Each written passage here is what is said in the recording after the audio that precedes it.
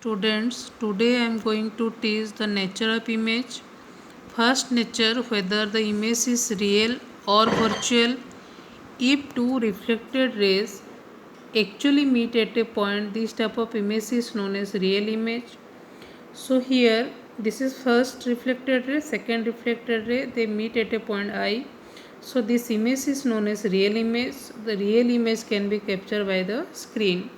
Second type of image is virtual image. Here two reflected rays do not meet at a point. They appears to come from a point when they extend in the backward direction. They diverge from each other. This type of image is known as virtual image. Virtual image cannot be captured by the screen. Second nature of image is real or inverted. If we put an optical system in front of the object, the optical system may be mirror, lens or prism. Then if the image is upside down, then this type of image is known as inverted image. If the image is in upright position, this type of image is known as erect image. Next nature is whether the image is of same size, diminished or magnified. So if the height of the image is equal to height of the object, we can write image is of same size. If the height of the image is smaller than the size of the object, we can write the image is diminished. If the height of the image is greater than the height of the object, then the image is magnified. So here we have discussed about the three nature of image. First, whether the image is real or virtual.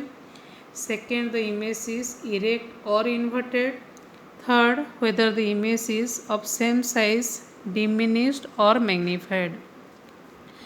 Now I am going to explain about the nature of image formed by plane mirror. So here we know that plane mirror is an perfectly reflecting surface. So here I have considered one point object.